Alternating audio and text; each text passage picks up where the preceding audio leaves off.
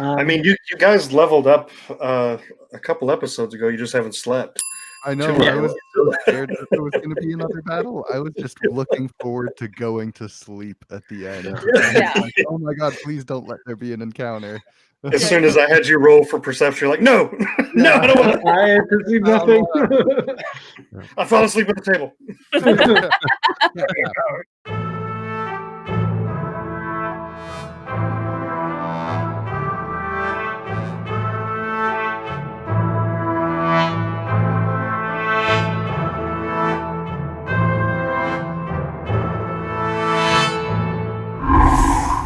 Hello, everyone. Welcome back to Nat One Network. I'm Terry Mayo, and I am the Dungeon Master for the Homebrew D&D campaign, Whispers and Echoes, a custom Dungeons and Dragons adventure set in the Forgotten Realm, brought to you by Mainframe Comic-Con and Nat One Network. Thank you for joining us. If you enjoy what we do, click the like button like 14, 15 times. Drop us a comment. If you don't like us, drop us a comment. Give us a like button, whatever. And if you're feeling extra generous, extra loving, go and give us a subscribe at Mainframe Comic-Con. Also, you can follow Nat One Network on Twitter and Instagram at Nat One Network for your daily fix of D&D delightfulness. Speaking of Nat One Network, let me see if I can figure out how to bring in our lovely cast of adventurers.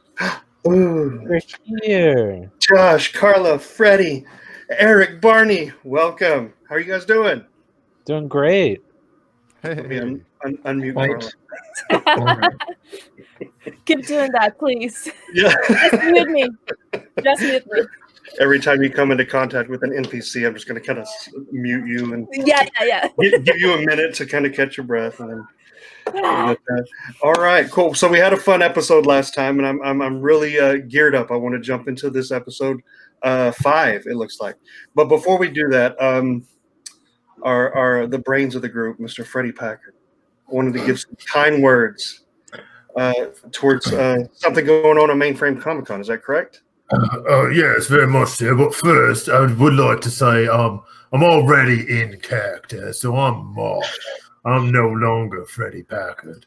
I've already transformed myself into a 6'4" half orc, half human barbarian of sorts, who's got beautiful bluish greenish skin. And if you saw me, you'd like me too. And by the way, I take very much pride in the things that I consume because I want to watch my figure. So with that being said, what pays the bills over here at Mainframe Comic-Con is Talent Talk. Talent Talk is a collection of sorts of people that are much more sophisticated than I am. And I recommend that you check it out. And we're going to play you a quick little ad. Well, not necessarily an ad. It's not actually an ad because they're actually paying us to do this. But we believe in it. And we believe in what they're doing because you might learn some things or two. How to write a comic book. You might get to talk, if you'd like to the man who created, I don't know, The Watchmen. You have a political point of view that you want to talk with one of the top people on Capitol Hill. Well, they're on there too. You like this Twitch follower in person who does these games? Well, you can meet your idol. I don't know. Check it out. Here is the not so much of an ad because they didn't pay us to do this. They were examples of all the archetypes of hero comics. You know, there was the kind of Superman, which was Dr. Manhattan. Chaos is very good for extremists across ideologies. You know, there's big talk coming from a mid-90s teenage main character with a leather jacket, too cool for school attitude, and a catchphrase. Regardless of what I said about it in terms of my descriptors, what you should take away is the wine is yummy and you need to drink this stuff now.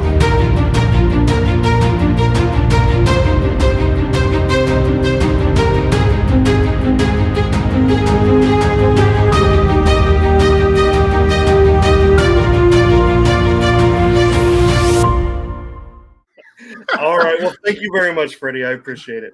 So, like I said, I want to jump right in. We finally got to the Midnight Inn. So welcome, party. If you are ready to get started, then we're going to start episode 5 of Whispers and Echoes. It's too quick of an echo.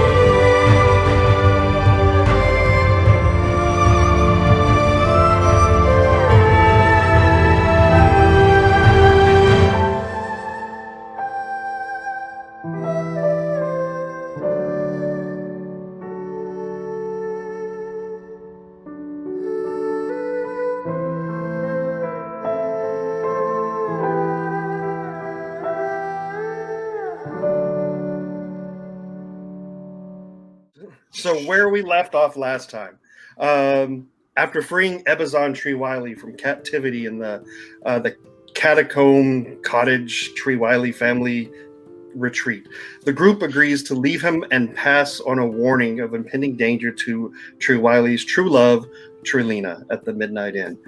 Before making their way to warn Trilina, the group comes across a newly formed sinkhole right in the city center, south of the Blarney Snake.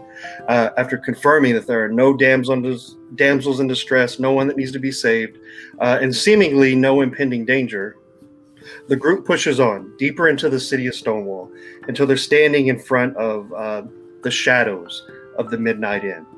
And this is where we will pick it up. So what you see, Kellen had taken off a little bit earlier than the rest of you guys. With his mighty legs, he had maybe got a full city block ahead of you guys, and he was the first one to get to Midnight Inn. You guys have him in your sights, but you did pass through the Stonewall streets itself. It's a pushing 4:30ish, almost pushing 5 by the time you get there. The sun is starting to dip over Lookout Point, casting this huge shadow over this entire area, and it is a seedy looking area. The dregs of Stonewall are hanging out in this area. It would not be abnormal that you guys had been to Stonewall before. It's that kind of city. Not necessarily meaning you were, but Bree, for sure you have been. And what you notice right away is there's a difference. There's a bit of a change, and it started right from the time you crossed the bridge, and that's you're starting to see things are a little bit more run down. The high class, the nobility that you were used to in Stonewall, it's still there. It's still there in name. It's still there in stature. But you are seeing that things are looking less high class and more middle class. And that theme just continues as you get to the Midnight Inn.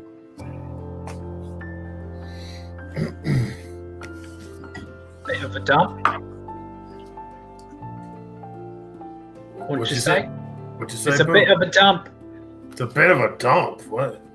I mean, this is luxury compared to what I'm used to. I don't doubt that.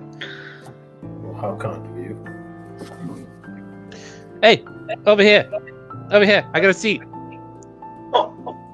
Seat right over here. Oh, it's Ellen. There he is. Wait a minute. Are we already? Are we? Got a quick question, Kellen. What's it like in there? What do you mean? I'm calling from inside. Well, I'm asking, what's the atmosphere? I don't know if I want to go in yet. No, I can't move. They're gonna take the seats. There's people. I'm holding the seats. Get in here. Better rescue him, don't you think? Come on, Moth. All right. Let's head on. This is what that Midnight Inn or whatever. So, as you guys start to enter the Midnight Inn, there's a difference, and I'll just put this up for a little bit, just for show. There are more people in here than what's represented on the map. The two groups that are sticking out to you the most, there's a group that are over there by Ruby Jewel in the back of the room. Table full of ale, table full of empty bottles, empty glasses. They are having a riotous time right now. Loud, obnoxious Ruby Jewel. Multiply that by about 10, and that's what they are. There are patrons throughout, different citizens, but these groups stick out.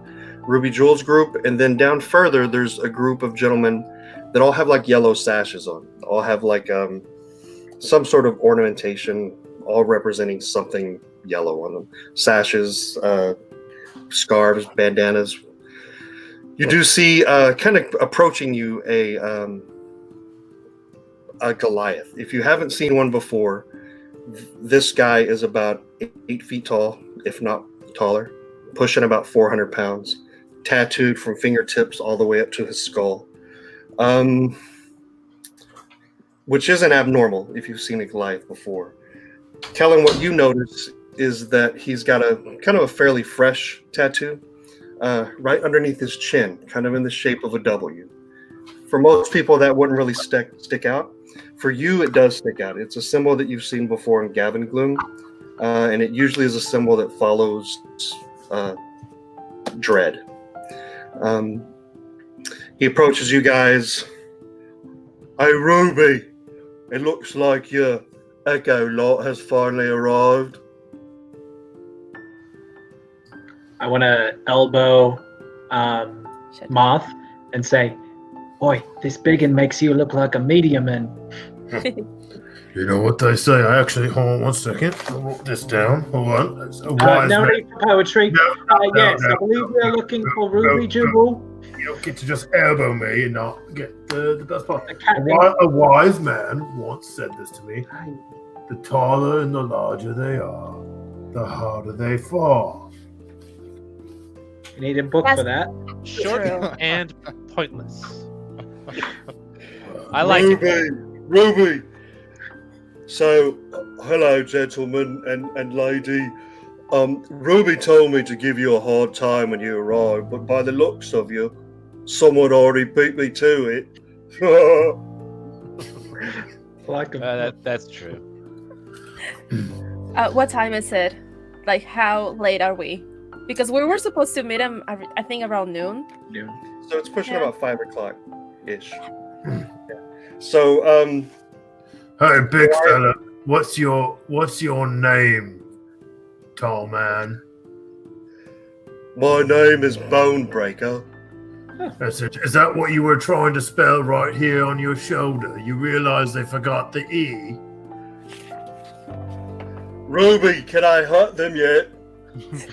And then Ruby's starting to stumble his way over, kind of holding on to this tree trunk of a man, or Goliath. Leave him be, Breaker, leave him be. Boys, it must be almost noon. It took you forever to get here. What have you been doing? What have you been up to? Why are you so filthy and dirty and full of blood? Well, I'll let anyone else explain that one. Well, come on, come explain it at the table. You can meet the boys. You can meet them. They will have a wonderful time with you. while you guys are going to head over there, I'm going to head to the men's room and wash off the souls of my captives. And I'll be right back.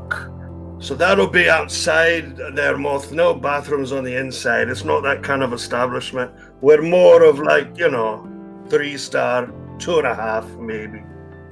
Wait, is that your beer on the table, Mr. Jewell? You're going to have to point out which one. This row of 10, this row of 20, which one? They're all mine, but you can point one out. Can I just have one real quick? Of course. And he tosses it over to you. I was going to take it and splash it on my face and then just kind of like...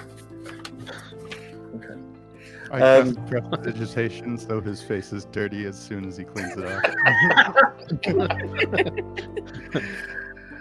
Well, sit tight.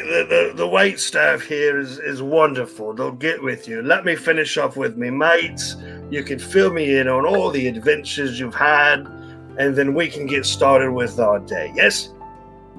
Yes. Sounds wonderful. All right. So Ruby heads back over to his table. You can see that the other guys, they're dressed like you would expect someone who's been on the sea. If you wanted to label them as pirates, then they would not disagree with you.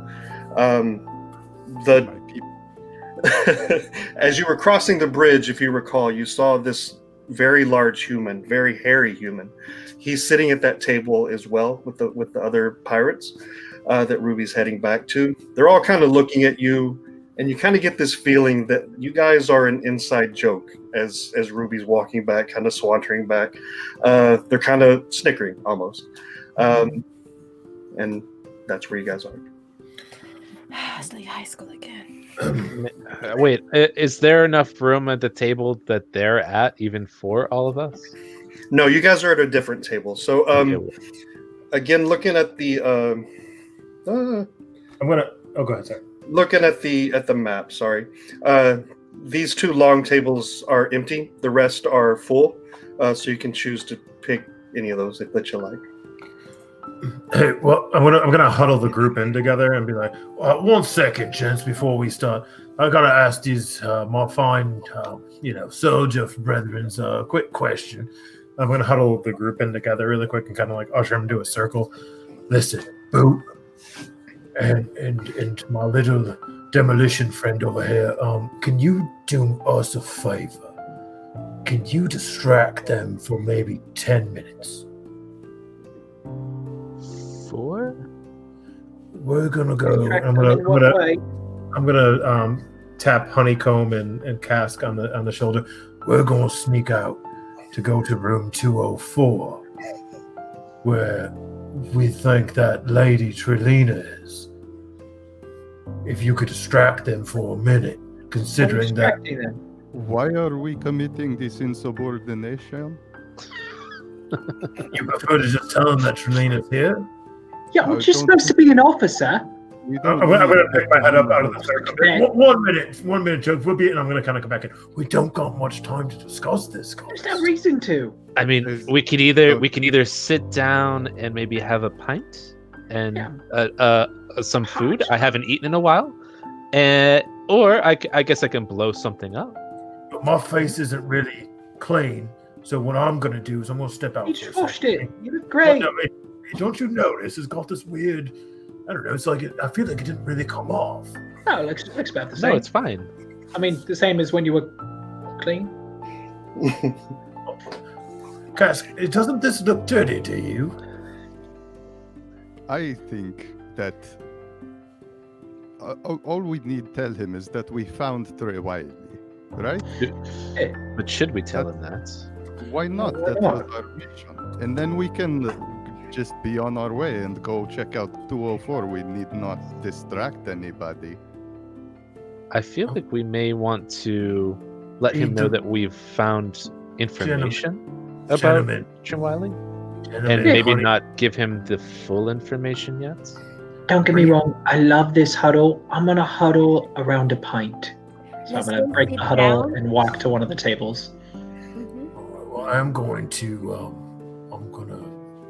I'm just kind of reading the room here. I don't really get the sense that they care too much about us. Exactly. I've walked over with Boot. So are you guys, Cask and Boot and Kellen, are you guys walking towards a bar or just any specific area? Just walking to someone, a waitstaff? They do table service here, right? Is there a bar? Yeah, I'll There's a bar. There's a bar. So just to, sorry, I didn't set the scene really well. I apologize. So there is a stage off to the left of the room. Pretty big stage. It looks like it sees its fair share of entertainment in this joint. Most of it drunken, most of it not very good, but it sees it. Piano, lute, any kind of instrument that you can imagine, in some way or shape it is there. Whether it works, you don't know. There are about 6-7 tables in here that can fit about 6 to 8 people each, give or take. And then in and out, just people coming in and out. Most of them, like if they're wearing a hat, it's kind of lowered, or their scarf is around them. It's not the place that you would bring a first date. There is a bar off to the right of this of the building. You see a mid 50s to 60s human female, kind of with an apron, cleaning off tables, and then you see a what looks like maybe a stout halfling.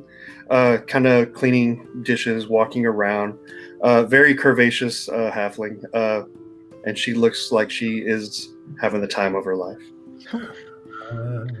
I will walk to the bar. I think Kellen and I had an idea on our heads, and we're going to go straight to the alcohol. Okay, all right. So as you approach, you're approaching the halfling, and as she sees you coming, oh, look at that. 2 lovely boys coming to see me, have you? What can I do you for? Oh, hello, love. How you doing tonight? I'm digging the accent there, matey. Well, yep, comes as a full package, as you could say. 2 pints of lager, please. 2 pints of lager. Coming right up. Same 2 for 1 each, or 2 just for you, adventurer? And do you wanted a pint of lager, Kellen? I'll have a pint. Yes, I'll have a pint. Yeah. Okay. A pint for the half pint. Anything that I can get for you? Any food? Any figs, nuts, berries, poultry, lamb? I'm gonna look back at the group and say, let's make it 3 more pints, and I'll take the lamb. I'll have some of the poetry. Okay. Not poetry, right? I've had enough of that. Don't have an appetite for poetry. Sophisticated type. We're talking about poetry. You're gonna make me blush then. All right. All you have to do is talk about it. She slides the lager over to you guys. She says, "I'm gonna go put in your order in the kitchen. Help yourself to any kind of nuts on the bar. They've been fresh, been out for almost a week, so they should be still good." And it just kind of like wiggles as she walks towards the kitchen. I think she fancies you. She kept looking up. I don't know about that. So good. Good Tall, for you. dark, and handsome, that's what they call me. So as they're sitting at the bar, you guys are back at the table. Were you guys doing anything else? I'm still kind of. Listen, Cask, Bree, telling you, I don't like the sense of these pirate folk. I don't think we belong with them per se. And I do believe we should probably go to room 204 while we got the chance. How about this? You go to room 204 and I talk to the captain. Yes, Oh, we can Brady. do that. I will go with you. And Alright. if something bad happens, can you create a distraction? There's a stage up there. Can you entertain them? Use your magic words and music? Just give us 10 minutes. Or 5. 10, preferably. Or 5. Oh, Yeah. of course. I mean, I don't think anybody else here can really, use the words besides me with my poetry. So do I just go and tell a story, or Tell 'em about- DM? How many people are in this bar? Is it 5 p.m. or is it like? This is a busy 5 p.m. So roughly less than 20. It fluctuates between 15 and 20. Okay. Can I you? take to the stage. All right. No Bree, pressure. No pressure. Can I look around the room? Where would I see like an entrance to kind of go up towards the rooms? I guess. So past down to the right of this floor, the group of 5 gentlemen wearing the yellow sashes, yellow bandanas. There is a little alcove. There's a door that leads to what you might guess is like a kitchen or a pantry, but back behind that, there's a little hallway / alcove. You don't see any stairs, but if there might be some back there. Who would be the person that I would kind of guess would be the person that I would go up to try to get a room from if I was to stay here? Barkeep or? Yeah, you would have to ask around. Tavern All right. wench. Don't. I don't think. Listen, we could either A, pretend that we want to get a room, or B, we could just kind of sneak off to the corner. What do you think? Let's sneak. If All you ask, right. it's gonna bring some attention. All right. As soon as Cass jumps up on that stage, you and I are gonna wander off. Yeah. Can I have your arm, and then we can pretend we're, I don't know. Friends? Perfect. Really good friends. I So mean, at you're this the point- show. Maybe I'll just go. No, Can I be bringing up? I think gonna work really too much. Break. You're a little short. Okay. You guys are standing up. Cask, are you walking to the stage right now? Is that what you're doing? Yes. Okay. Sure. All right. Do you want me to distract? Yeah. So before he starts just doing that, I'm not gonna have you roll or anything like that because it is pretty busy. But what you do see as you start, are you guys walking towards that hallway or what are you doing? We're waiting for Cask to start distracting before we walk to the make for the Ascola Lionel, Got it. I say as I stroll up to the stage with my lute just hammering away, de facto leader and captain of the brave Bastardi, hero of the Ghost of the Graves, legend of the Trackless Sea, and 4-time undefeated champion of the Prosperity Fisherman's Raid. That is where you raid the fishermen of the coast with your crew. My name is revered and respected. My people know me as a tabaxi of iron will and steadfast courage beyond comparison. Tonight, I will tell you the story of how I lost my crew. They left me in a skiff with nothing but a 10-foot stick and a bottle of brandy. But ironic, because I do not drink. And I'll just continue on. Nice. Okay. All right. So, what you notice? Do me a favor. Go ahead and roll for performance, just for me. I mean, that was fantastic. It's advantage. As speaking as not. I feel inspired. A dirty 20. Okay. So what you see and what everybody else in the room sees is that you are captivating, especially this group of pirates. They're all kind of turning towards you as you say the words "brave bastardi." You see this large, hairy human kind of look up at you and start squinting and cocking his head, and the other pirates kind of looking at each other, and you can hear them cascola, that kind of thing. The people in the back of the room wearing the yellow sashes kind of looking as well, but a little bit more skeptical. But you have everyone's attention. Okay, Squint let's go. back. Go. Yeah. All right, Bree, we gotta go to room 204. So follow me, and I'm gonna kind of start like ushering. Kind of sneakily trying to stay to the shadows a little bit, and like while people are looking at us, we're kind of like around and up to the stairs. Okay. And we're gonna start walking towards the hallway of rooms or whatever might be over there. So as you pass that table full of yellow sash wearing guys, there's a bigger guy, really muscular. If steroids existed in prosperity, he's on them. He's kind of eyeballing you as you walk past, not really doing much, but just he's watching you, looking at Cask, looking at you, looking at Cask. So he's kind of torn between the two. But you pass him with ease. Heading towards the stairs, it's your basic stairs. There is no door, no nothing like that. As you get up there, you do see that it's a little bit run down, a little bit seedy. It's most of these rooms are paid by the hour. Room numbers on the door, and it starts off with like 201, 202, 203, 204, and it kind of goes down this hallway.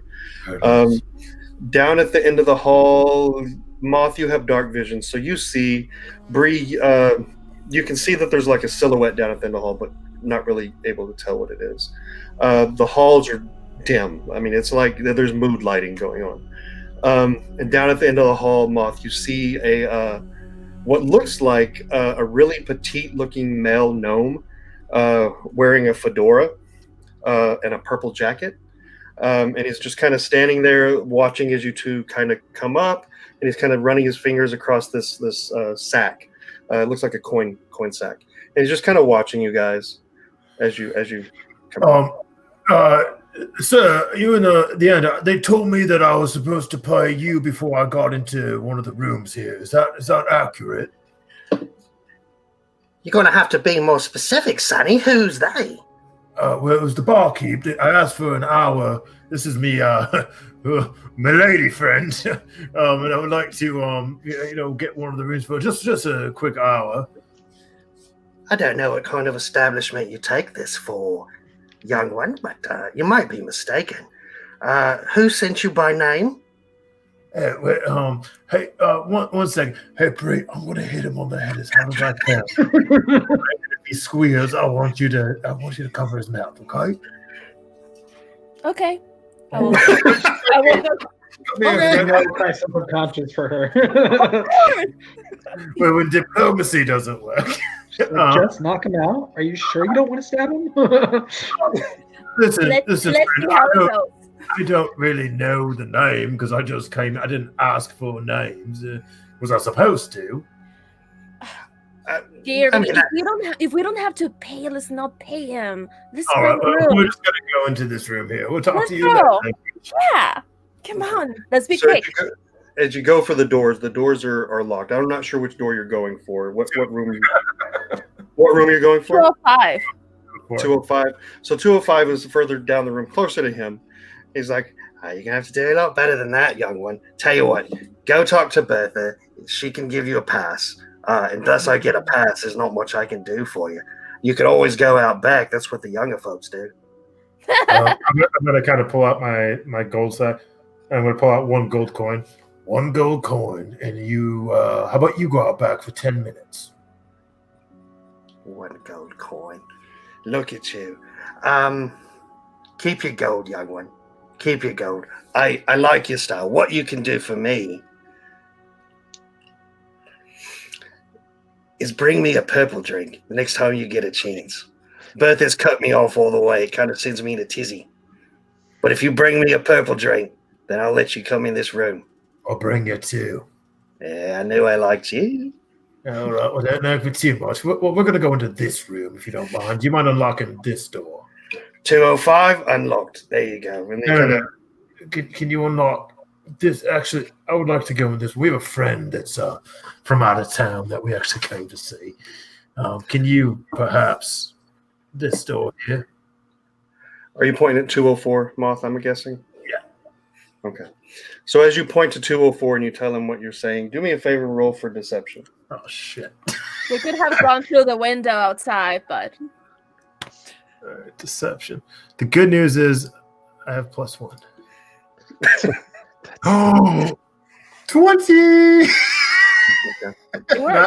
not natural 20, but but still 20 to Dirty. Dirty 20. Dirty 20. All right. Rolling well so far. So his the jovial look, and he was about to like unlock 205, but he lowers his hand and he's like, Do you have an invitation for that room, young one? Let's just say somebody who cares about the person who's in that room gave us a verbal invitation of sorts. all right. You hear a knocking as he makes a little gesture with his hand, and in 204 you hear the door knocking. From the side there's a slide up at the top and it kind of slides open. Yes. is that Is female or Yeah, is it a female male? voice or a male voice? That was my female. Yeah. Yeah. I have, Periwinkle? Yes, baby. Hi. we have a message for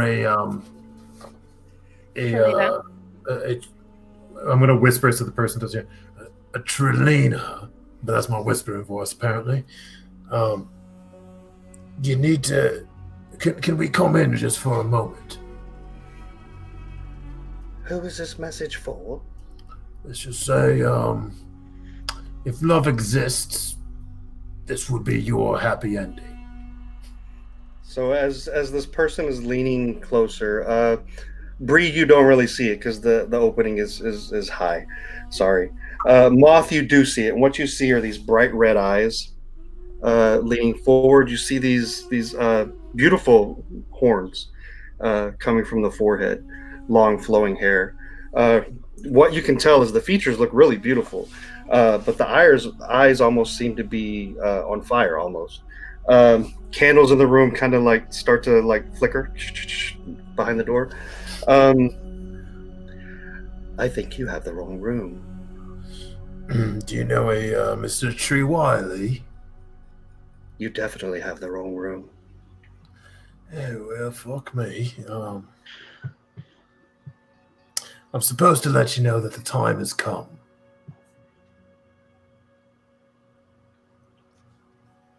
Do me a favor, roll for deception. Shit. How many of these can I do in a row?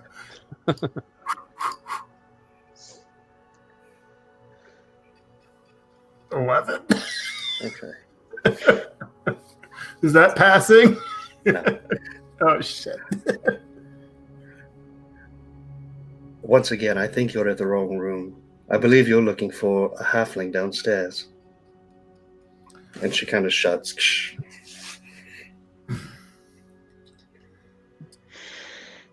Okay, let's go. I'm just going to make a mental pin of the location of that room, and just grab his arm and just let's start walking. Okay. So real quick, DM, real quick. So she had horns and red eyes, and she was she was tall and long hair.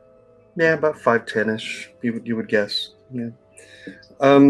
So while you guys are upstairs talking to the gnome and the door, you guys are downstairs. So Cask, as you're up on stage, these pirates have or the group with Ruby have stood up and they're kind of sea shantying and they're kind of going back and forth, really just egging you on. They're like, oh, encore, and they're really like just giving you, they're giving you your props.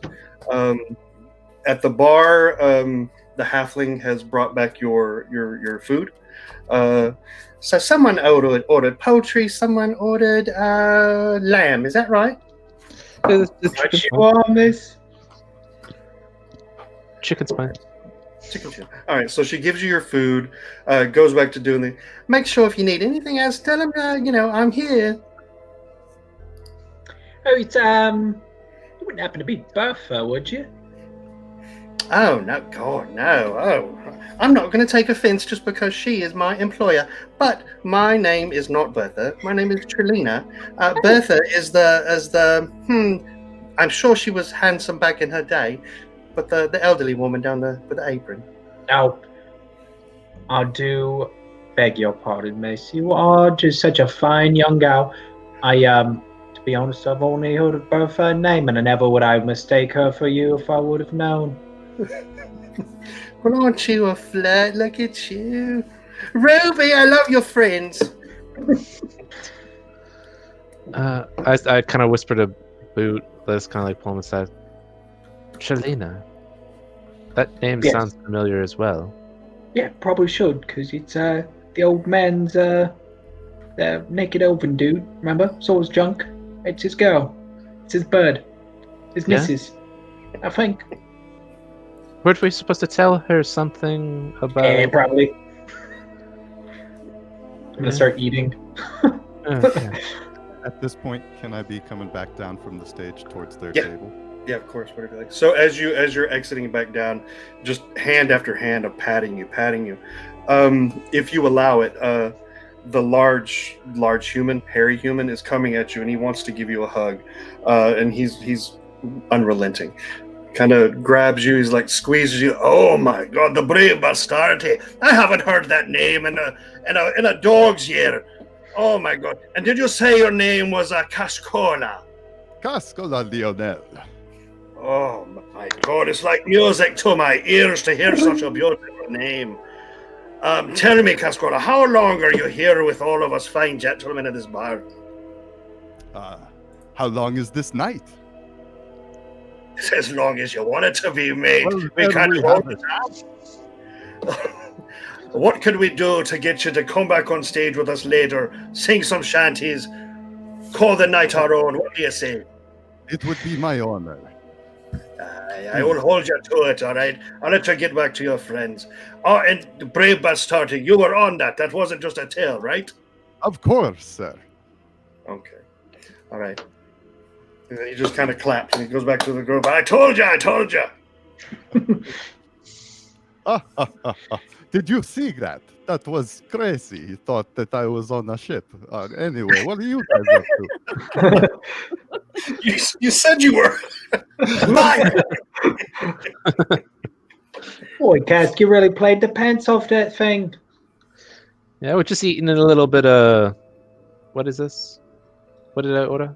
Your poultry. You ordered the bird. Not that bird, but a bird. Does it look like chicken? No, it does not. It does not look like chicken. I don't know. It had wings at some point. I make it taste like chicken, chicken. Dinosaurs. Oh. Boy, Kesk, this is for you. I'm gonna throw in one of the extra beers that I ordered. Oh, wonderful. I'll just kind of keep it in front of myself. Trelina where is has that waitress? bounced. Oh yeah, by the way, Trelina, you know, the Mrs. of Trewiley. Yes. Yes. Yeah, that's her. Yeah. Oh, kind of easy, that's right? Where were they going? I will walk up to her. I will rise up out of my seat and walk up to her, if that is okay. Yeah. All right, so she's further down the bar washing dishes, but go ahead. I will just lean over and whisper, "Head to Red Star and meet at Sunset Bridge," and then I will walk back to the table. Okay. Without her, like, even having a chance to respond. Okay, so you don't even see her response, but okay. Okay, so do we make it back to the table? Yeah, if you guys are coming back, you can rejoin at any time. Is that as you pass by the gentleman wearing the yellow sashes? Again, the roided up gentleman really is making eye contact with you guys. If I notice that, I will say, "Don't worry, that happens sometimes." And I'll just grab him. It's okay. It's okay. Don't worry. I don't really know exactly what you're talking about. Of course, denial. It's fine. It's fine. And I'm gonna just push him. As we get past, happens to every guy.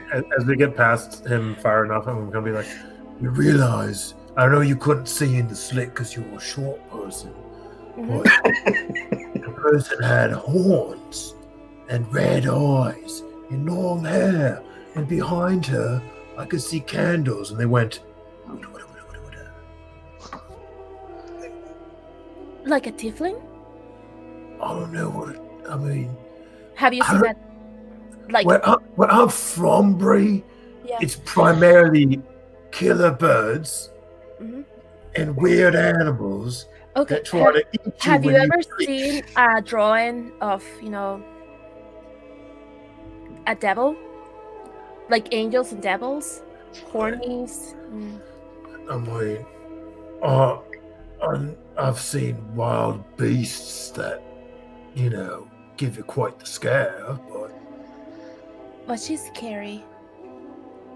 I mean, I wouldn't. Do you take offense to the bad words? Fuck no.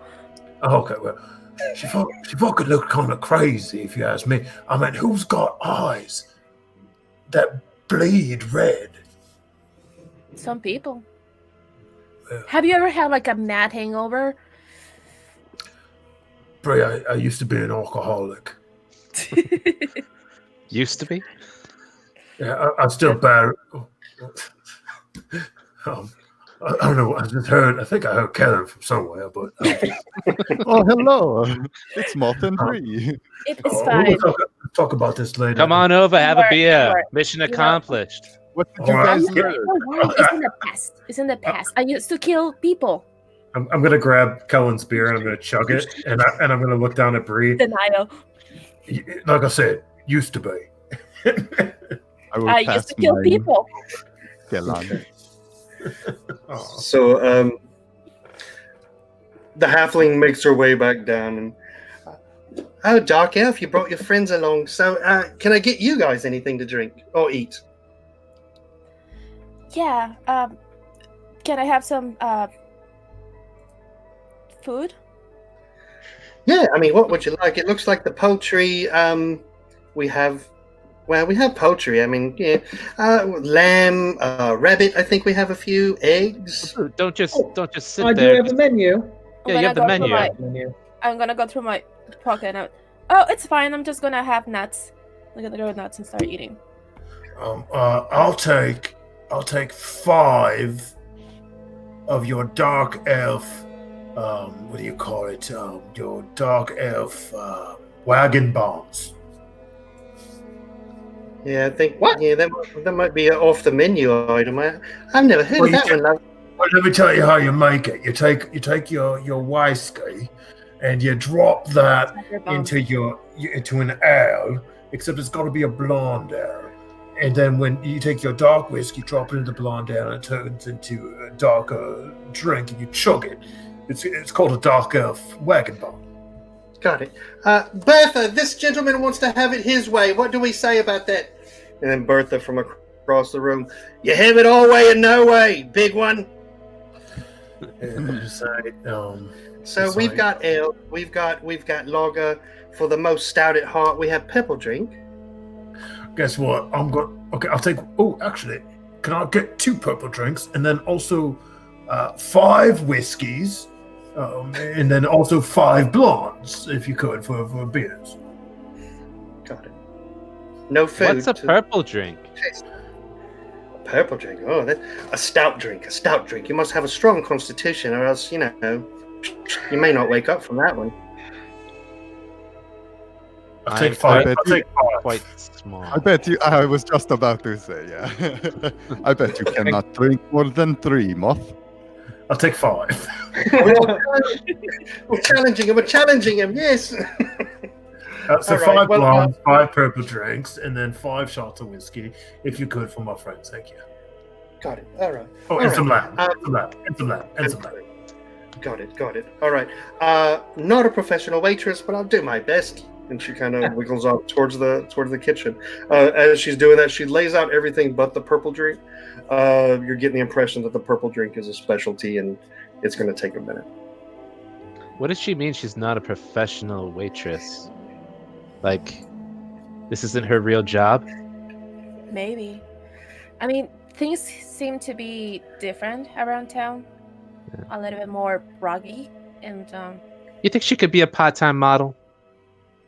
She's beautiful. Maybe she still keeps her normal job. Yeah. But no, she's pretty. Yes. Would I know what kind of establishment this is? Like, if it's kind of like a brothel or not? You would know that upstairs is a brothel. All right. So I will tell the group about the difference between when I left Prosperity and the current situation, how it changed, and how seems a little more. You know that the Midnight Inn, when you left, there were no brothels. This is a new kind of thing. I will let him know. So, mission accomplished. We fail. You fell? Yeah, we couldn't find this Trolina girl. Oh, funny enough, it's actually our waitress. What? Yeah, she's right over there. Huh. Cass already spoke with her. I think we're okay from here, right, Cass? Oh, I have no idea. Wait, what did you say to her? Hey, you kind of walked over there in a mighty hurry, and then probably have handled differently. Yeah. I feel that way maybe about several things tonight. Because who'd you encounter in the room? Because that wasn't from Trewiley, I don't believe, because it was written on this here menu. Got a quick question. When we were with, and I'm going to kind of whisper it really low, when we were with Trewiley, did he say that Trelina was supposed to be in room 204? No. No. You stole that from the menu that I have. Remember? You were looking over my shoulder, and I was like, what the fuck you doing over there? And you're like, you want to be taking a look? I'm a bigger, no, I don't really have much for propriety, nor do I ask questions. I'm just going to look over your shoulder like a red, big, blue man. And I believe that's how it went. Okay, well, I'm going to be honest with you. I mean, I'm intelligent. I'm not the wisest, but I'm intelligent. And I kind of thought that was going to be Trelina in that room. And it said to let the person in 204 know that the time has come. Well, clearly you can read. Wait. What was that? Weren't those two different pieces of paper? I'm sorry to interject, but one was a love note and the other was something else. Yes, they were two different pieces of paper. The second one he read over my shoulder. Moth, I think you've got a great mind, clearly tuned for exquisite poetry. Maybe keep this scheming to other people. Well, I did tell the person in room 204 that the time has come. Did you also read the other words on the note? No, what else would A the fucking other one that said "come alone." Something that I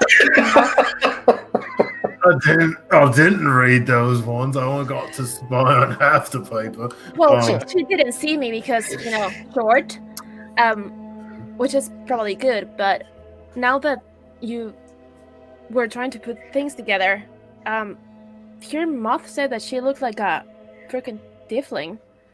Then we found. How tall are tieflings, would you say? They're tall.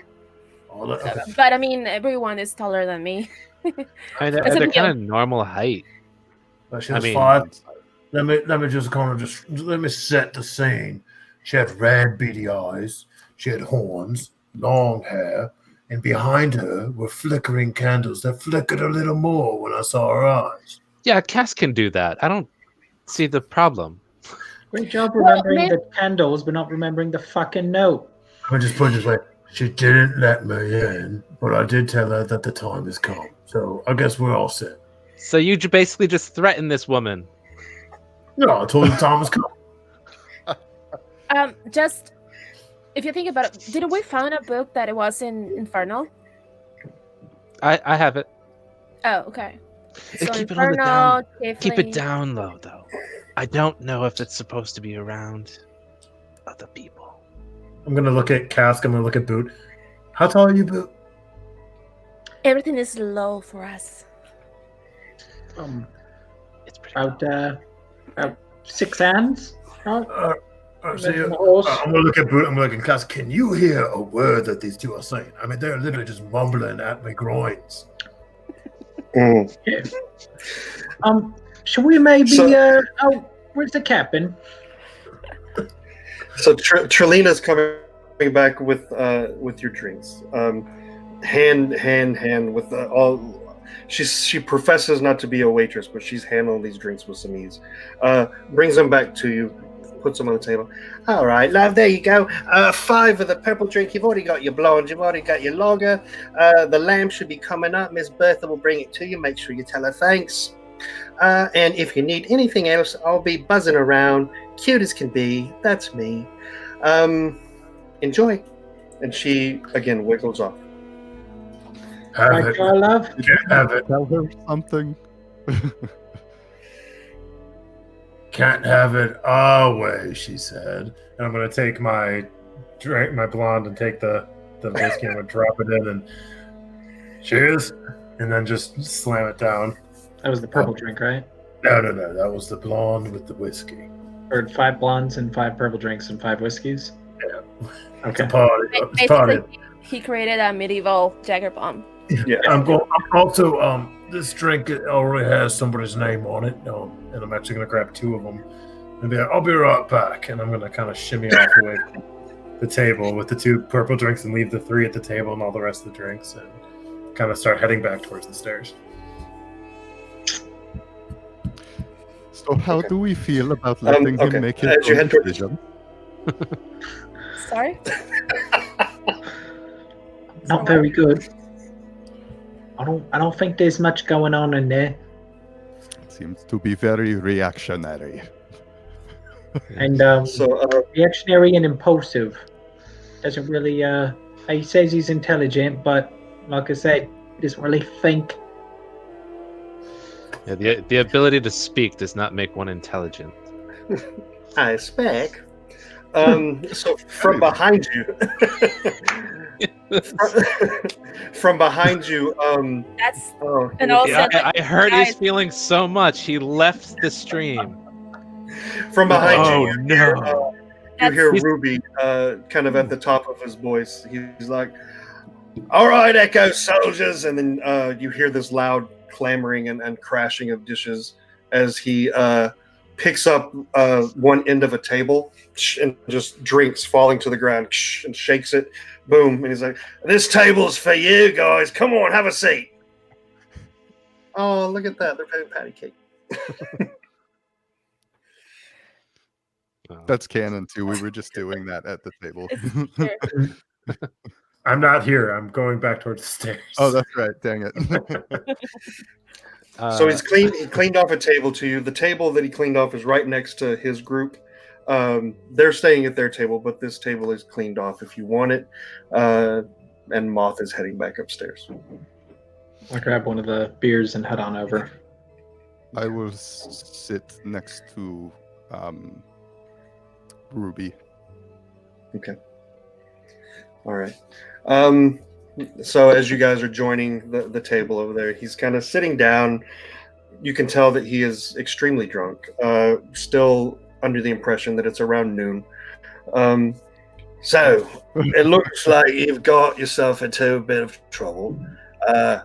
I lost a bet considerably because I swear that you guys would have taken off your armor by now. My bad, but it is hilarious a bit. You'll laugh about it tomorrow, I promise. I do recommend at some point you take that shit off, though. I'm still in a pirate costume. Yeah, I think we did take it off on our way over. I'm still in it. But I have a jacket over. I have a jacket. It's red because of the blood and stuff. Well, I definitely was still in plain clothes when we changed to go to the spot, but well, Ruby, you wouldn't believe that mission accomplished. We're done. We're done here. So he's kind of Elaborate, Boot. Elaborate. Yes. Well, we are mission to come here and to find the missing ambassador. Correct? Do not tell me that you found this Trey Wiley character. Not only did we find him, that's his girlfriend. And I'm going to point out that. Your point. So Ruby finds this extremely funny, and he's, oh my God, Trelina's everyone's girlfriend, Boot. Oh, don't tell Trewiley that. He's a little head over heels with he's gonna be mighty disappointed. Oh my God, I cannot wait to tell the mates about this one. But no, back to business. Trey Wiley. Mm-hmm. I'm assuming you found him alive and well, but and I don't. And naked. Well, it was that kind of party, I guess. So what? We got 5 days, 6 days. How long have we been here, Boot? It's about noon, right? You guys work quick. See, I knew I chose the right group. All right, well, shit, we got some R&R coming to us, right? Tell me, though, what did Trey Wiley tell you? Hey, he just said a lot of stuff. I kind of look at Cask and whoever else is around. Wiley, when we found him, he told us that we, the Burning Beacon, are planning an attack on this very place in Stonewall. So Ruby gets serious, probably the most serious you've seen him. Even the first night in the chapel, there was anger, but you were still that kind of like that little edge to him. Dead serious right this minute, almost as if he's an instant sober. Go on, Cask. Well, he refused to be escorted off the premises, but well, we found him in a cottage by the old windmill. Did you leave him? Did you leave him alive? Did you leave him alive? Is he still among the living? To be honest, yes. We ran into we were attacked and defended ourselves with lethal force. Not by Trewiley. Not by Trewiley. No, he is still alive. Yes, and hopefully clothed by now. So he's looking around at the group, minus Moth. So tell me, what does that make you feel about Echo attacking Stonewall? Well, Are you my therapist? I'm here right now, so kind of nervous, I guess. It's probably best that we're on that side, right? On the side. Maybe we shouldn't be here when it does happen. Do we know when it's going to happen? Is there something, Ruby, that you know that we should? Captain? Sir? So he's taking it in, and you can tell that he's got this internal struggle.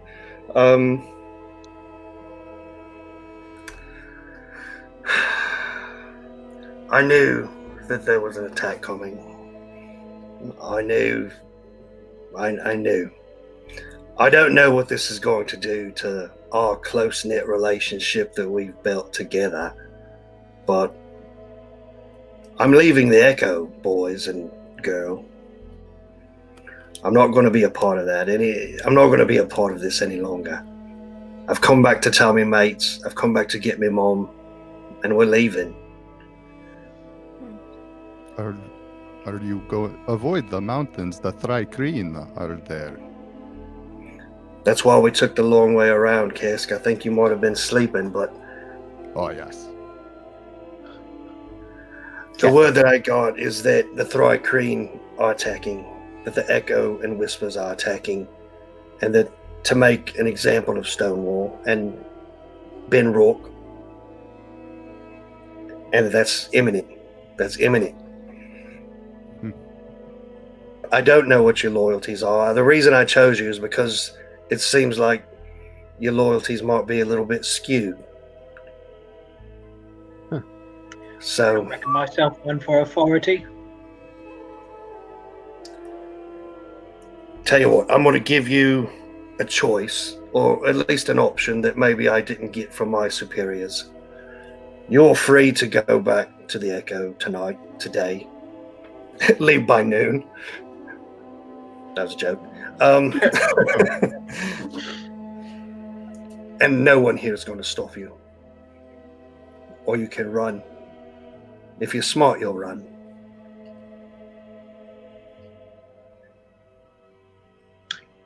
How are you getting out of here?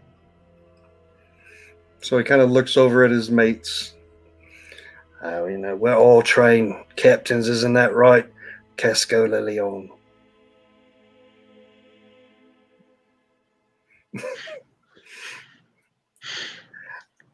I've got a ship called the Ocean Jewel.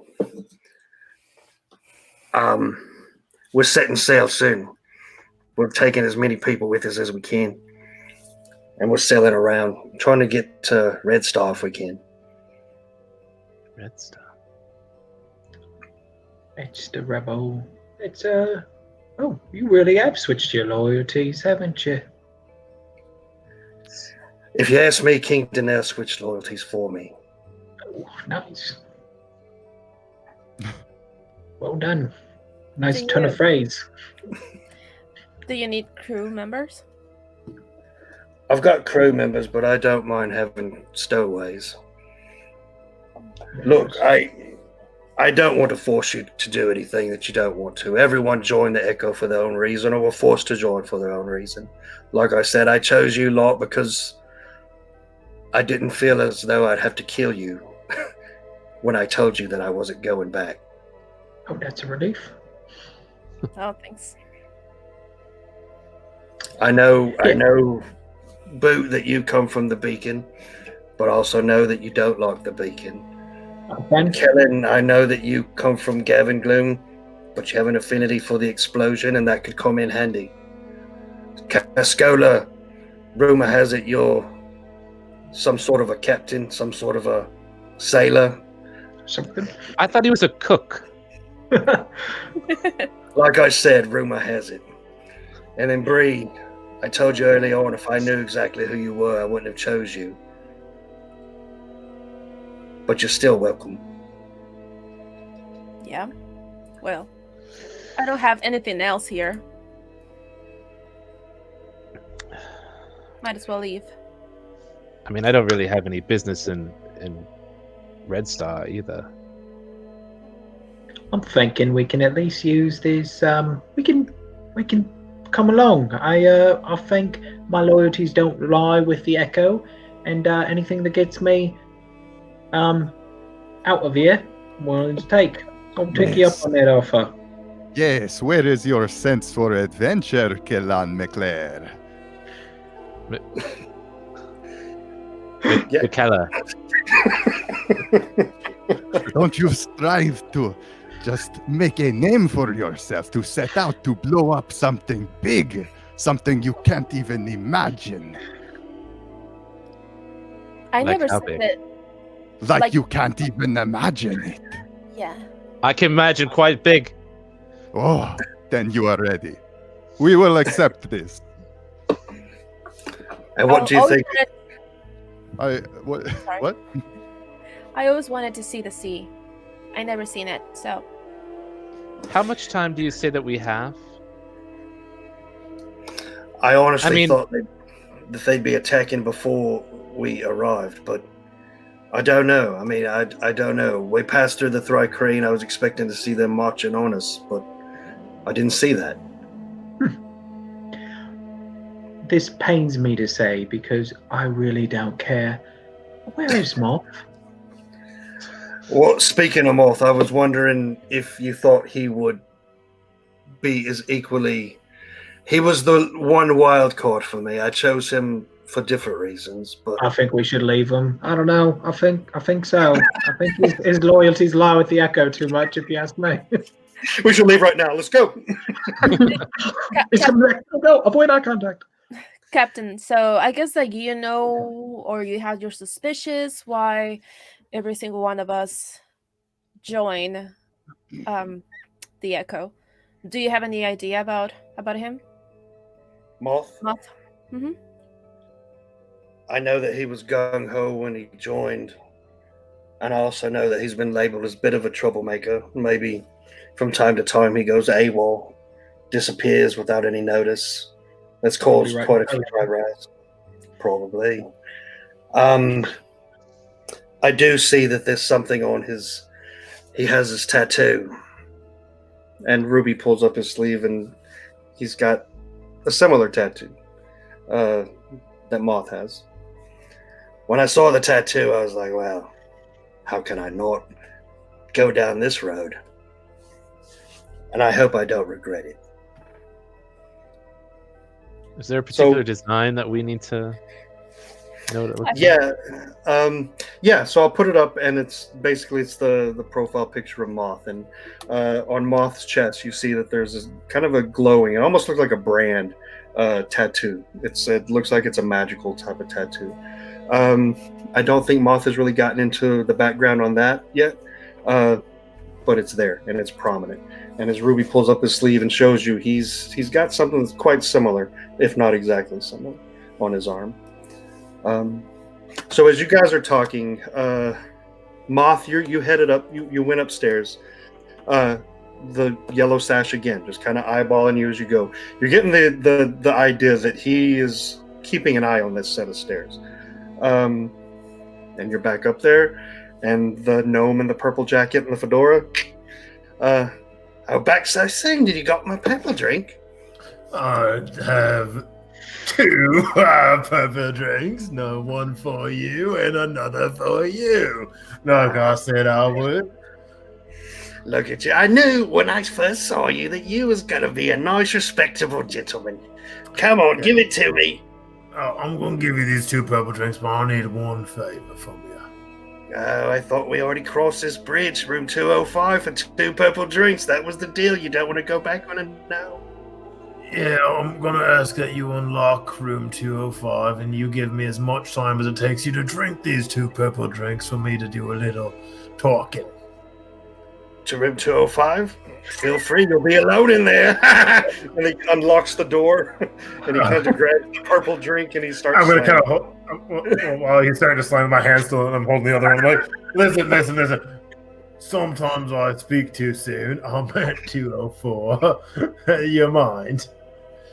So he's still like almost licking this glass. I mean, he loves purple drink, but still, one eye looking up at you, lad. I don't have any say over 204. That's off limits to me. Even I can't unlock that door. You think I could? Maybe you just turn around for a second and maybe do the little thing on the top so I can at least speak to old Red Eyes in there. You give me both those glasses and you can strip naked and do a jig. I won't care. I was just naked not too long ago and I didn't quite like it. I had little rats kind of festering around me, me Johnson. So he's just tugging at the glasses. He does not care. Here's your glasses. I'm going to go over there. I want you to just turn around and you give me as much time as it takes you to actually finish these 2 drinks. And take your time. You don't want any indigestion. So he's just slamming them. And if he could get inside the bottle, he would. But. Okay, I'm literally going to head over to room 204. I'm going to knock the way he knocked before on it. Okay, so the slide comes open and the same face, the same thing, just... Do you have an invitation for me this time? I came alone, and I'll have... the invitation was actually on a menu. It's a little bit indisposed, but I am a friend, and I need you to believe that. Convince me.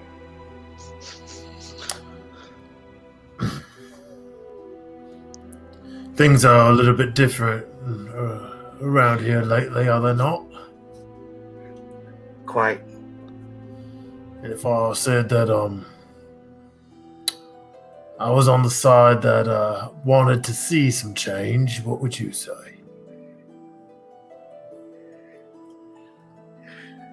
So the slide closes, and you hear a series of locks, and the door starts to kind of creep open.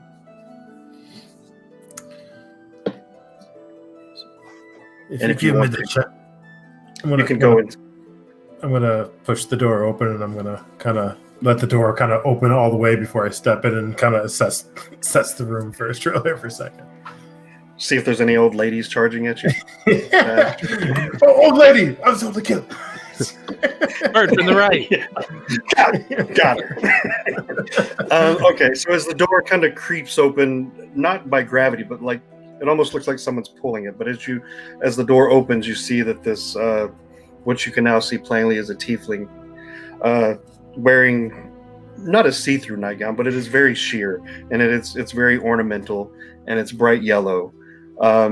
She has a pendant around her neck, kind of pinned to the what is this called, nightgown, and it has like a lion's head on it, or a manticore head. There's like ornamental wings coming off the side of the head. Where are you from, Moth? What area are you from? You're from one of the peninsulas? From the East Wildlands is where I'm originally from. Okay. Do me a favor, just roll for history real quick.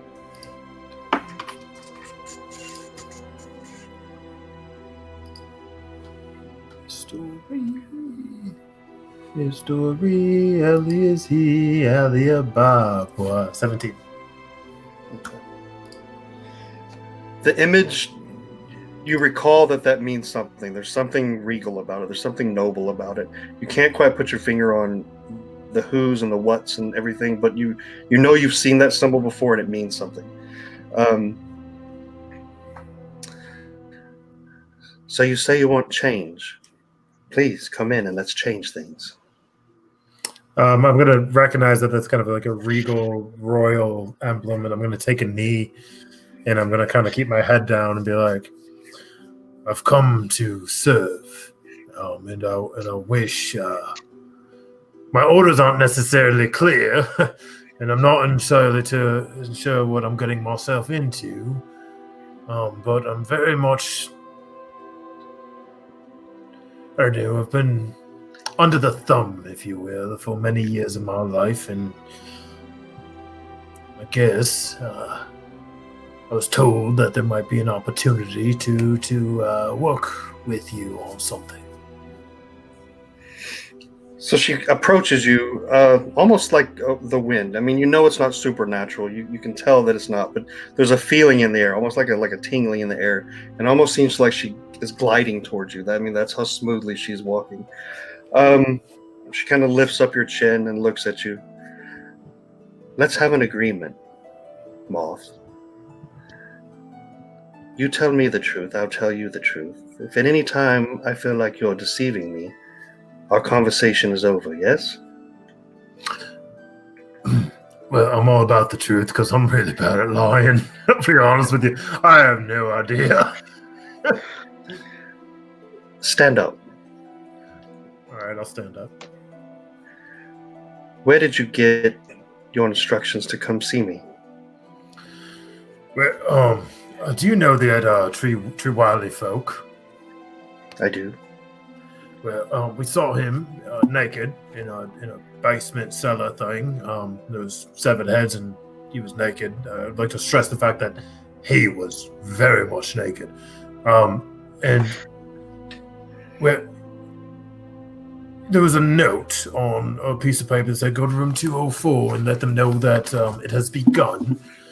Well, that's why I'm here. If I remember right, I gave a note to Miss Trelina written on a menu, and it said the time has almost come. Meet me in room 204. Come alone. I feel like you're getting secondhand information, Moth. Is that accurate? Well, you said you want the truth, so yeah, absolutely, 110%. However, I'm not Tell much me, of Moth, why did... Go ahead. Go ahead. I don't mean to cut off such a... I want the emblem and everything. I can recognize that you're a lady of some importance here. So you first. Miss Trelina, I gave her that note to deliver to Ambassador. I've been trying to locate many ambassadors. And I'm wondering, Moth, why you took it upon yourself, soldier, knowing the dangers that are in Stonewall for Echo soldiers. Well, I'm gonna be honest with you. After everything I just saw, first off, that damn Ruby Jewel who's downstairs, I can already tell that he picked us for a reason. I'm not entirely sure why, but I get that sense about him, and I don't necessarily. But I like Stonewall. I like the sort here, and I like the freedom that Stonewall kind of provides in terms of being yourself. In the military, I think I was trying to find myself, and I think being outside the military, I get a better sense of myself, if that makes sense. So from behind you don't see it, but you do hear a gnome kind of running just past the room, giggling as loud as he can. That's what you hear, but you don't see it. She looks up, looks back down. We don't have much time to talk, even though I am enjoying our conversation. Tell your friends, Cask, Boot, Bree, and the other one, Kellen,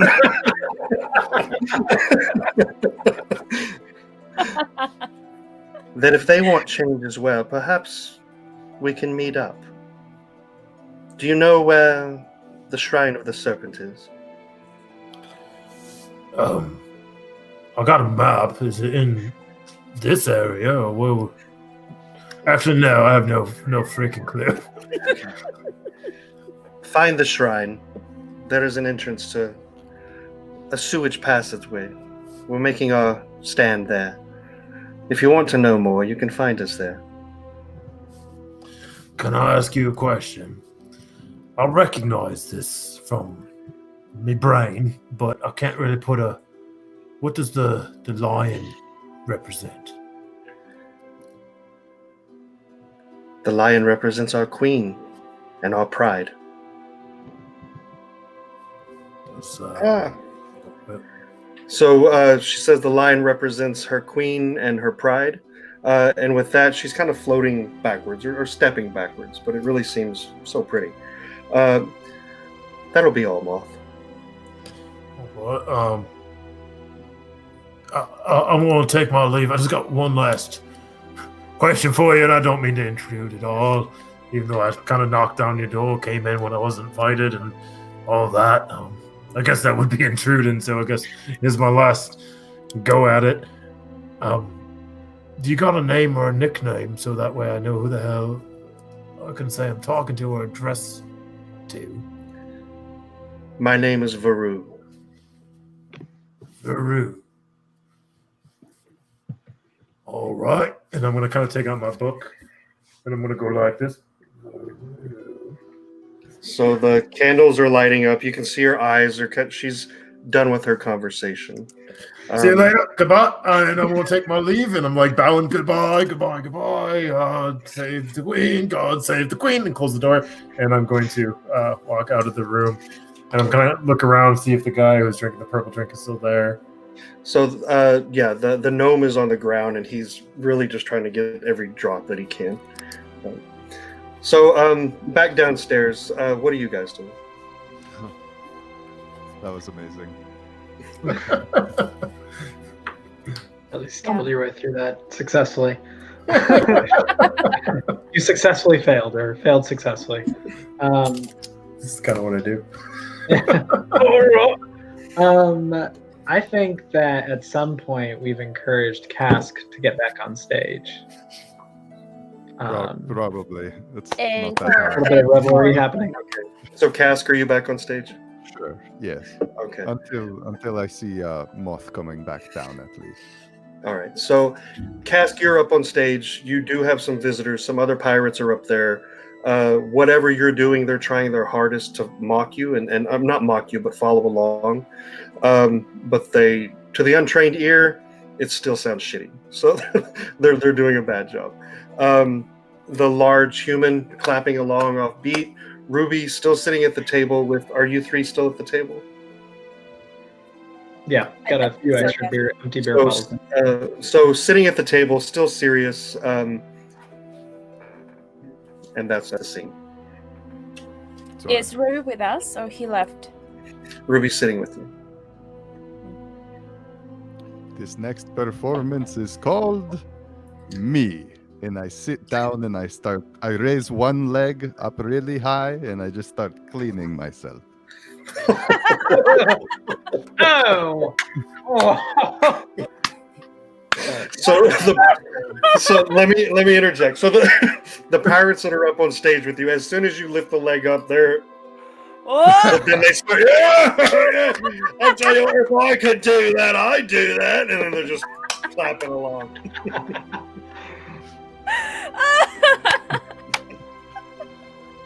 Performance check. 9. You still killed it. You still killed it. Okay.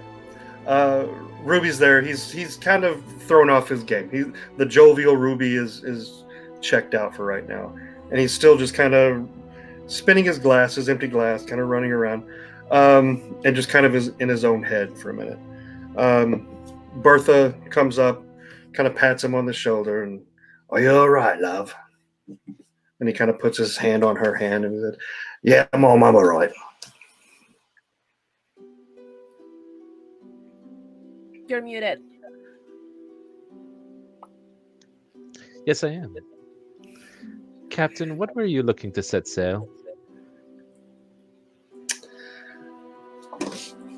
My mom has to close up things here at the shop for a while. We're hoping as soon as possible, within the next couple of days.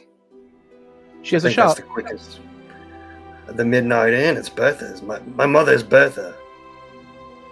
Wait, is she a half orc, or an orc, or a human? She's a human. She's a human. We're like, oh, all right.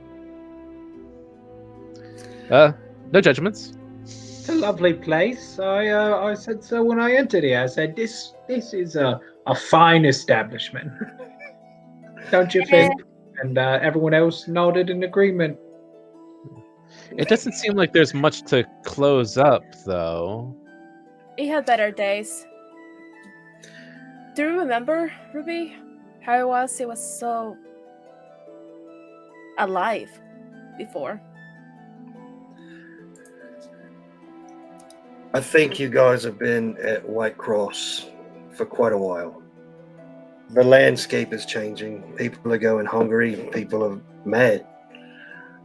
There's no difference here in Stonewall.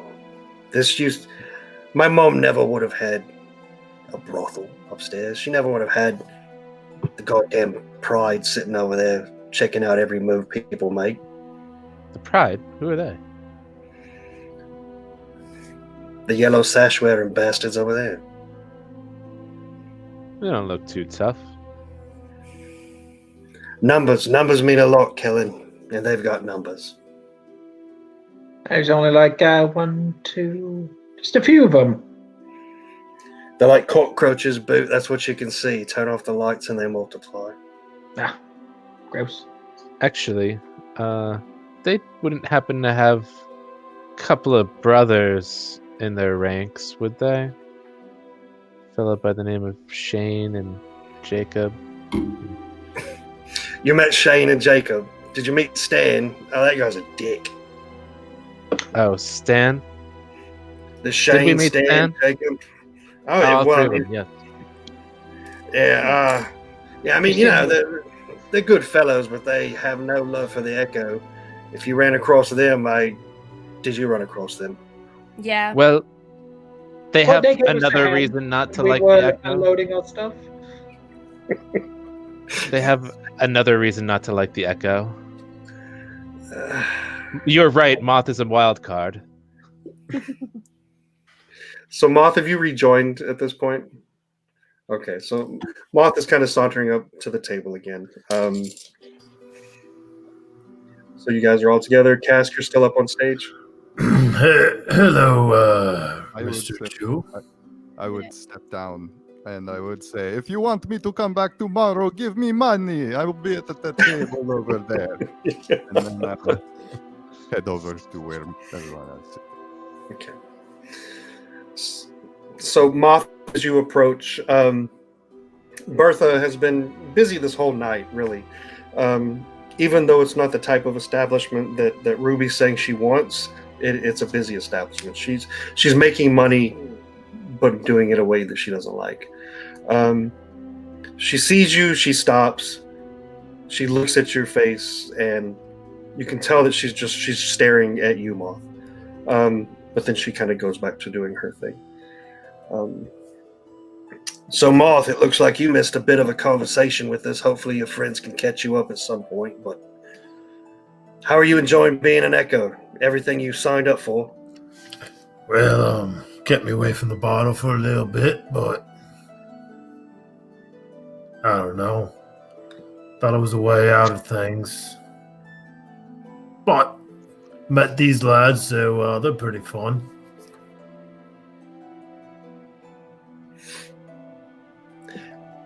I think we've all come to a crossroads in our military lives. I can't wait to see what you guys choose next. And I hope it doesn't put us at odds with each other. I think we have hit a little bit of a crossroads. Mr. Jewell, I get the impression you've been kind of rubbing me like you picked us for certain reasons. Not entirely sure what those reasons are. They might be your own. Loyalty.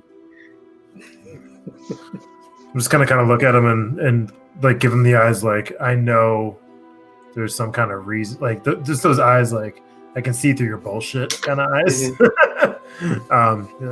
You can say what you want when you want. Fine with that. I do have a quick question for you. Get the feeling that you might be heading somewhere different. Well, you feel right, and you missed a bit of a conversation, but I did miss the conversation, and I have no idea what that conversation entailed. I just have a feeling you might not be here tomorrow.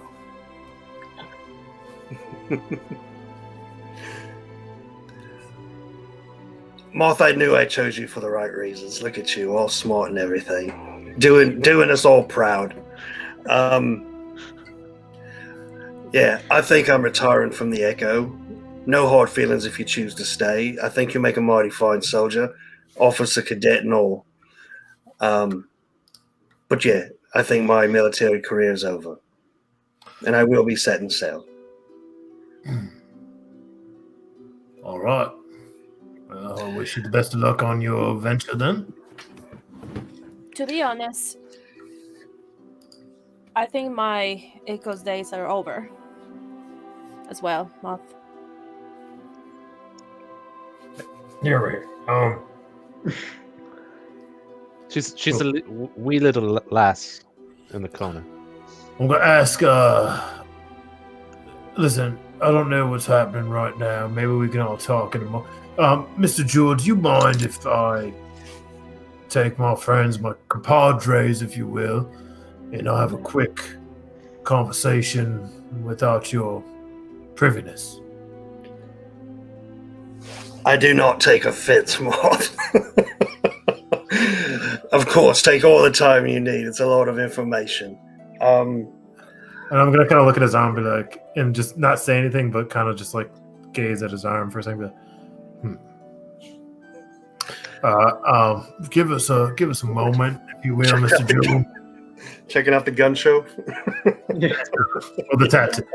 I want as The triceps definition. as Captain. As Captain Ruby Jewel, like, kind of is getting up or getting away. I wanted to be like, and the ship, was that the one that you gallivanted off to at the when we lost you at the beginning? Is that where we should reconnoiter? I bet I can talk my mom into giving you guys a room. There's a couple rooms upstairs that we can reserve with fresh sheets and unused sheets, just for the 5 of you guys. Yeah, if you want to, you're welcome to stay here. It might be safest for you to stay here, especially Kellen. I see you're still wearing your armor. God bless you. And then he kind of walks off. Mom, drinks, food for these people on me, please. And then he kind of walks back to his mates. I didn't know that was his mom, but It's perfect. that's pretty interesting. Kellen, Boot, Bray, Cask. Does any of you know where the Shrine of the Serpent is? I do not think I have heard of that, no. Can I make a history check? Yeah, please. That's a 12 plus 14. Okay. You know that there is a temple here, and it's a small religious, not cult, but it's a religious following. What are they called? The Yanti? Is that what they were called? Yeah, the serpent race. They have a small temple here. It's down by it's past the orphanage, almost towards in this little bay area. It's where the sewage spills out, so it's really a shitty part of town.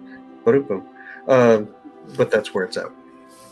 Listen, so I don't normally do things without, well, I guess I do sometimes. Well, no, I did, and I do, and it happened. So I went up back to that room, Bray, that we went to with the lady with the horns and the red eyes. Oh. She let me in. Do any of you know or heard of, perhaps, a queen? And there's a little emblem, which is a lion or a lioness, that in gold. Did it have a mane? Did it have a mane? DM, did it have a mane? It looked like a manticore head. So if you're describing what a manticore head looks like, or a manticore silhouette, then that's what it looks like. Have you ever seen a gorgeous manticore and the flushing locks of a mane that come down around its crimson steel jaw? That's what I just saw. and it was very regal, and I wasn't too. But she mentioned something about a queen. Are any of you familiar with any queens? Nope. No. I am not, but Moth, that was interesting how strangely poetic your description was, as if you were not even trying. Oh, So, thanks, Cask. Boot, you're from Burning Beacon, right? Mm-hmm. Yep. So, more than anything, can you do me a favor and roll a history check just real quick? Roll with advantage on this one. I can't indeed roll anything. He's a 19. I'll take the second. Okay. So, based on the job that your father did in Burning Beacon, you recognize this description that Moth so eloquently gave. And you're putting the pieces together, and it looks like he's describing a crest of Queen Ileana, who is now the widow of King Baran.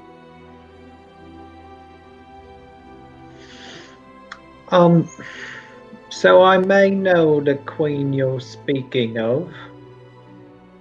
Do I know her name? Yeah, Queen Ileana.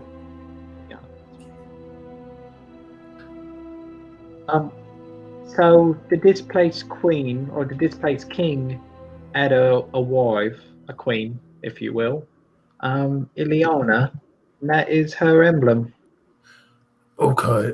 So just want to backtrack. Mate, not normally from this area, so this is all kind of news to me. I don't know kings and queens, and all y'all are a little bit weird with who's in charge of who and all this, and find it kind of funky. But Yeah. king, queen, whatever is the displaced king. Well, this woman said to meet at the Serpent Shrine. Was it tonight, DM? Was she saying tonight? So I don't think I got a date. She didn't give an exact date. Okay. She said to meet at the shrine if you wanted change, and that's where they're going to make their stand. So, Presumably against the attack against Stonewall? well, I mean, if you're talking about the old King's Broad, who is quite intimidating, and I will be honest, she can just kind of float about like I don't know, I've never seen anything like it. I've never seen any of y'all float, at least. I see birds float, but that's just the air kind of keeping them when they come in from the right, and then the air stops and they kind of drift back, but that's different. My thoughts are, maybe we should get a little bit of a rest. Take a look and see what this woman has to say. I get a weird, airy feeling about it, like we might want to go in that direction, but I'll defer to the group. Quick question for the DM. Would I have known whether the queen herself was a tiefling or a human? She's a human, right? She's a human. Okay. I'm just going to keep that knowledge to myself and let Moth think what he will. Just real quick, did anybody in the room has anybody been drinking? Or not been drinking? I have not been drinking. Okay, and has anybody had any purple drink? No. Really? I thought you did. I thought you bought 5 or 3. I bought 5, but I took 2 and I gave them to that guy, and that was all I did. Okay, so 3 are just still sitting there. 3 are on the table. If you guys bring them down, okay. All right. Coagulating. I did have a what do you call it? A dark elf wagon bomb. Cass, do me a favor. You haven't been drinking, but you are engrossed in this conversation. So do me a favor. Roll for perception. Okay. Let's go. 12. All right. Out of the corner of your eye, you do see at the entrance, Bonebreaker is kind of leaning down, and someone is like whispering in his ear. And as he comes back up, you see that it's Barney. You know him from the Choking Goat. Right. And Barney's kind of looking at you guys, whispering it to Bonebreaker. Bonebreaker's looking back over at you guys. And then Barney exits. As that's happening, you get your attention's kind of taken away as Ruby comes back and just kind of places some keys on the table and says, all right, normally the rooms upstairs are on a magical law, Brandel, he keeps them locked up tight. Some idiot gave him some purple drink, and he is off his rocker right now. Do not let him in the room. Room 205 is yours. Lock it behind you. You do not want a gnome in bed with you in the middle of the night. It gets weird. Keys are yours. Lock it up tight. That's a judgment, huh? Kellen, all I know is It's a fact. You and I are not sharing a bunk. I don't know what I think if you're going to share a bunk with anyone, it's going to be him, right? It evens out. Yes, Kellan McClare could have just a drawer.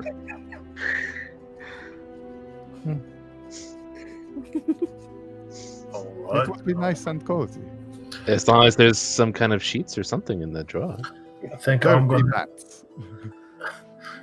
No, we'll take a bed. You sleep on one side, I'll sleep on the other side. Like in the head and the foot. Oh, yes. Just need a corner. So as the night goes on, as you guys are sitting there talking and kind of going back and forth and telling your versions of the day, Ruby's gone back to his group. Not really jovial Ruby still, but he is joining his group, and they're still up, and every once in a while they'll come back to the table and like try to get stories out of Cask. But again, it's they're the life of the party right now. You do see that the Pride kind of head on out. As the door opens, you can see that it's dark outside. Time you don't know, but it is dark outside. And that's what's happening right now. Is there anything else you guys want to do in the main room? At some point, I want to chastise Moth by saying, we don't take a liking to being called to that drink's name. You can call it just a whiskey bomb. You don't have to call it a dark elf wagon bomb. That improperly characterizes my people. Well, I don't know much about your people, but I do know much about drink, and I've had many good nights with that drink. So I only have fond memories, so if you're offended of my fond memories, then I don't know what to tell you. I'm strictly offended by the usage of the term. Like, imagine if every time I took a shit, I called it a half-orc smiling face. Well, personally, I'd be quite, not much is named after us folk. Well, nobody's. Why we don't call it like your name drink, like moth shot? Call it like that. A moth shot? Yeah. Take ownership of that. Come on. Well, call it a mothball. I'm gonna be honest with you. A mothball. Yeah. Listen, you can say whatever you want. My mom gave me that drink from a very young age, and it has a special place in my heart. I know. Call it mother's milk. I prefer to just call it what my mom said. But your mom's a racist. Your mom is racist. Kellan. Thank you, Kellen. Kellen, my mom is many things, but one of which, for sure, and for certain that she was absolutely colorblind. The woman had the worst eyes you can ever imagine. And she probably couldn't see 6 feet past her face. So if you're telling me mom a racist, you and I are going to have words real quick. It's all right, She's Mom. more blind than colorblind. Everyone's a little bit racist. What? Everyone's a little bit racist. I'd leave the singing to Cask. I don't think I'm a little bit racist, Cask, or Boot, or I don't think any of us are a little bit racist, to be honest with you. This is getting a weird conversation, and I don't really want to go down this road. Well, I'll tell you one thing. I've been drinking a little bit. I hope so. And I have to say that if all half orcs are like you, you're pretty disgusting. Good night, though. Wait, are we still? We're still downstairs. We're still downstairs. So you each got You each got a key to the room, so you can come and go as you like. But I'll just grab the key and then like kind of chug along. I'm way too like smiley and happy for someone that just called someone disgusting. Like it doesn't make sense. I'm gonna look at Cass.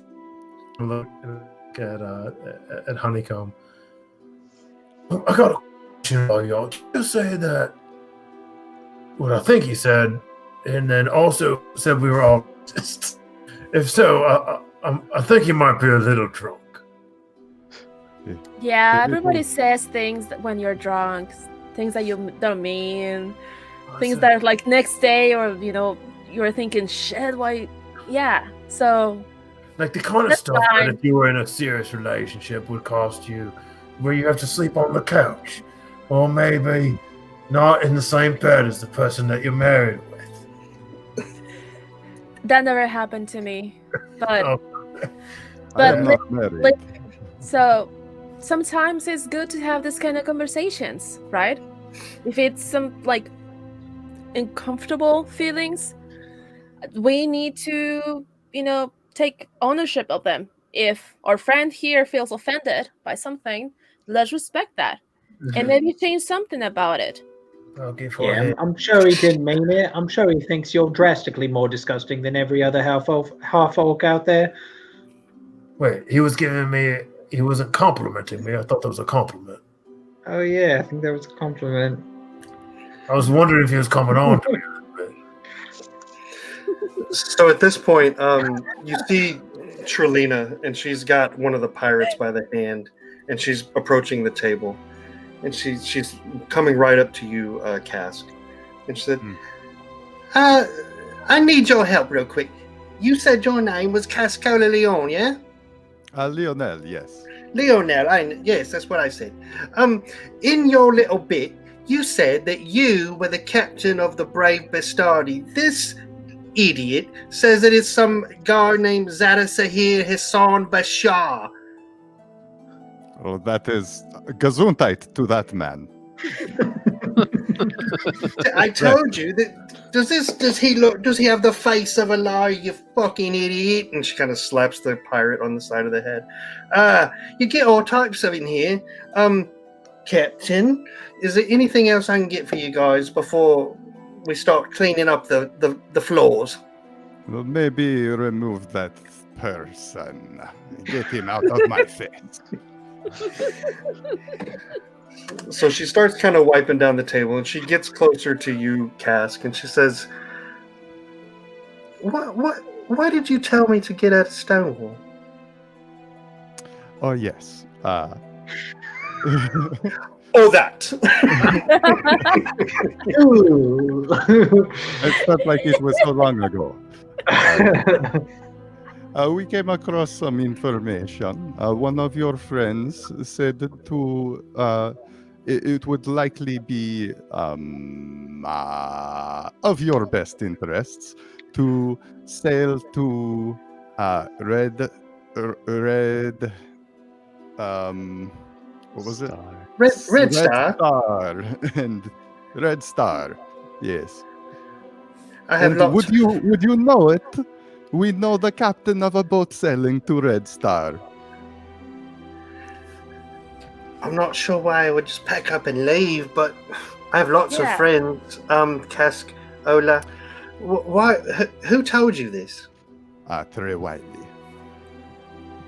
Trey Wiley. Oh yes, Ambassador. Yes, he seemed to think that there was a danger coming and wanted the best for you. How is he? Hopefully clothed. Well, maybe I should go talk to him myself. Is he back home yet? Is he back at the cottage? I've called on him many times. Yes, that is where we left him. Can I overhear this? I'm not talking that loud. I mean, yeah, you can. Yeah. So yeah. So we're there. And I kind of whisper over to Cass and be like, "You should probably tell her that he said to meet at the bridge in Red Star at sunset. Sunset Bridge. Yes, I Red cough Star, yes, loudly. Red Star. While they're doing that, I will just get close to her. So like, well, I don't know how Sirius was, or if not, but this ambassador, he thinks that you were in a relationship, so... Well, you know what they say. I mean, once you go halfling, you don't settle for half things, you know? Oh, yes, I totally relate to that. All right. Obviously not. I'm not as pretty as you, but Well, not many people are. Yeah, well, bitch aside, these folks seem really, really worried about you. So if you think that you should do it, you should do it.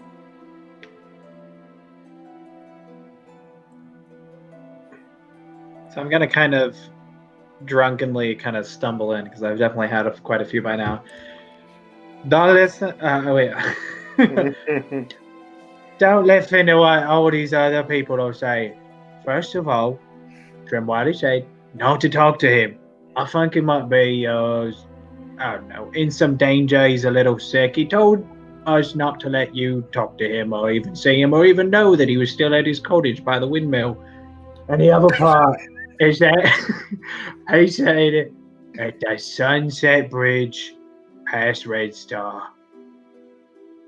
I'm going to look around. Yeah, I think it's time for me to go to bed. Grab a key and stumble, and keep going up the stairs. I'll head up with you, Boot. But also he did say that only death will keep him from seeing you, Trilina. And on that note, I am going to go get me rest myself. And I hope you have a wonderful evening. And you were very lovely. And goodbye. And I'm just gonna put my arm around Boot and like kind of walk him towards room 205. So she's kind of cleaning the tables or whatnot. Cask, if you're still sitting there, she just does kind of look at you and says, "Oh, thank you. If you see Trey Wiley, tell him I would love to meet him at the bridge." And then she kind of wiggled off. Okay. How much money did I make? If any. I mean, there's the stage is full of coins. If you wanted to pick them up, I can send you. Yeah. Before I go to bed, I'm gonna collect my little commish. Okay, I'll send you the. So as the group is kind of dispersing and Trilina's kind of inside of herself right now. A commotion coming down the stairs as this butt-naked gnome with a fedora on comes running down the stairs holding two glasses. And he's like, "Oh, thank God for the moth. Give me the purple drink, you!" And he kind of streams out the front door. Bonebreaker tries to grab him as he runs past, but totally misses him. And next thing you know, Brandel, the gnome, is just sprinting outside the Midnight Inn. And that is where we're going to end tonight. Okay. Nice. You are muted, Josh. So I just want to say before he runs out completely, I just want to be like, "You're making us all look bad."